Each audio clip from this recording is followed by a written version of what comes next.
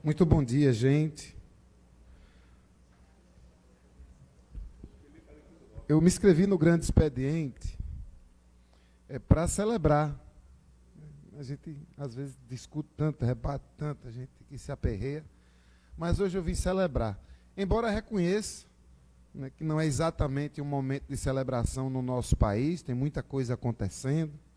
Estou doido para ver general indo preso, estou doido para ver esse presidente pagar pelos crimes que cometeu. Acho que a Polícia Federal está caminhando aí, o inquérito está sendo realizado, o sinal que a gente vive num novo tempo é que a gente não está vendo aí prisões espetaculares, a gente não está vendo eventos midiáticos, a gente está vendo, é como se gostava de dizer há uma década, as instituições funcionando. E espero que elas de fato funcionem e que de fato a gente possa, no nosso país, superar uma fase muito difícil que a gente viveu, particularmente entre 2014, ali até 2016, e de 2016 até 2022, quando a gente deu um passo à frente. Mas eu me inscrevi para falar de coisa boa, me inscrevi para falar deste projeto de lei que agora nós aprovamos em primeira votação, tenho certeza absoluta que comemoraremos a sua aprovação em segunda votação na próxima segunda-feira, e que trata de uma lembrança, né, que um dia de luta pela redução de danos. E é sempre importante a gente vir falar sobre esse tema, até porque o sinal que a gente tem, vereador eleito Eduardo Moura, você vê que um ou outro ainda vota contra um negócio desse. Então, Eduardo Mota, o Eduardo Moura também... Vocês se parecem, né, vocês são primos por parte de Eduardo. Mas veja, o próprio fato, vereador Zé Neto, de algumas pessoas aqui no plenário, vereadores e vereadoras, pessoas que leem, pessoas que estudam, que sabem mais ou menos do que é que estão falando, ainda votam contra uma proposição dessa. Então, isso só me demanda a explicar mais, a explicar melhor. A redução de danos é uma forma de ver a saúde que existe há muitas décadas no mundo inteiro.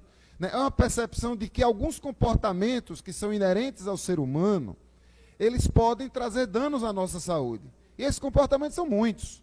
As políticas de redução de danos ficaram muito conhecidas, e aí talvez por conta disso atraiam muito a atenção de um segmento que gosta de se afirmar mais conservador, foi durante a epidemia do HIV.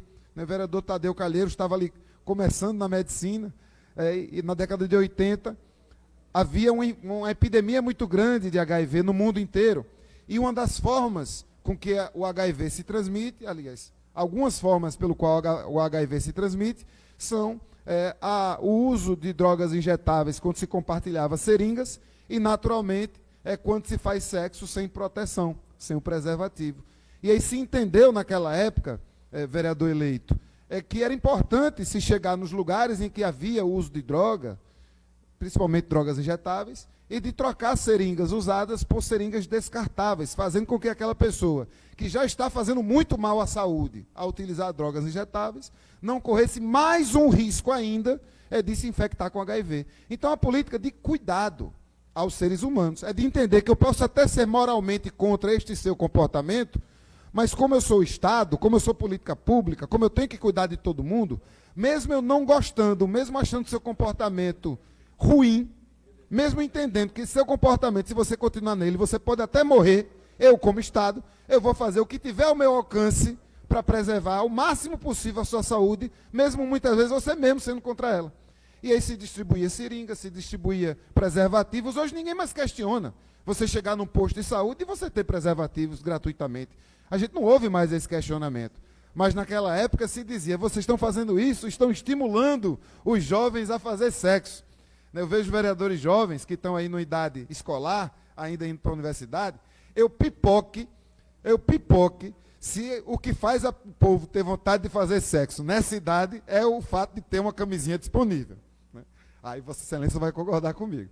Então, havia argumentos morais da profundidade de um pires, que muitas vezes são utilizados até hoje. Então, é muito bom a gente voltar a falar de redução de danos. Hoje, os programas de redução de danos, eles ainda podem ser voltados para a população que está vulnerável à infecção com HIV, ou que esteja mais vulnerável à infecção com HIV, porque vulnerável todos estamos, mas tem avançado muito políticas de redução de danos no que diz respeito ao uso de droga.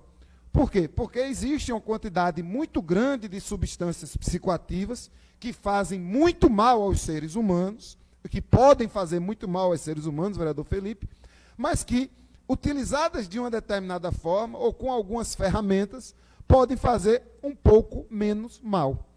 Isso foi política pública no Recife. E aí o pioneiro disso, o ex-prefeito João Paulo, inclusive, ele é um grande apoiador dessas políticas. A data que nós escolhemos, o dia 14 de fevereiro, é a data em que, há muitos anos, quando ele era prefeito, ele assinou o decreto que criava o programa Mais Vida, e aí eu acho que o vereador Tadeu lembra, é que estimulava os consultórios de rua, consultório na rua, ia nos pontos em que havia o uso de substâncias psicoativas e conversava com as pessoas.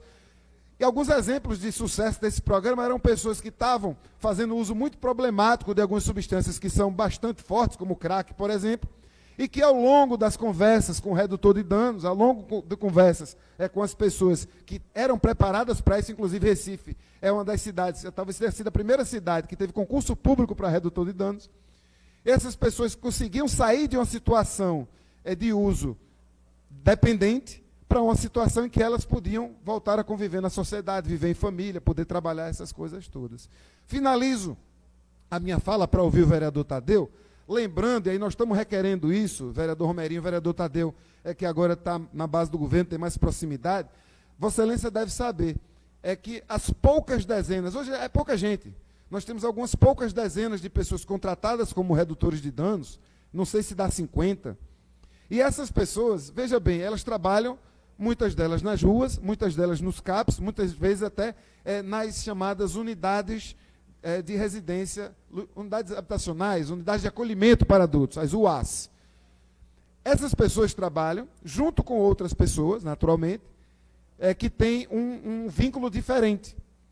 Veja que curioso, as pessoas que têm um vínculo diferente do vínculo do redutor de danos, mas que trabalham no mesmo ambiente deste redutor ou desta redutora de danos, ganham um adicional de insalubridade. Pelo reconhecimento que às vezes pode enfrentar uma pessoa em crise, pelo reconhecimento que você às vezes entra numa área, que não é uma área que a pessoa pode entrar de qualquer maneira. Então essas pessoas têm um adicional de insalubridade. Os redutores de danos não têm. O vereador Muniz, que esteve na prefeitura, inclusive participando da gestão financeira, 50 pessoas no máximo, não chega a 50, 30 e poucas, recebendo um adicional de insalubridade que todos os outros seus colegas já recebem. Se juntar tudinho, vereador, não dá 50 mil reais por mês. Isso para a prefeitura é irrisório, isso se gasta num evento.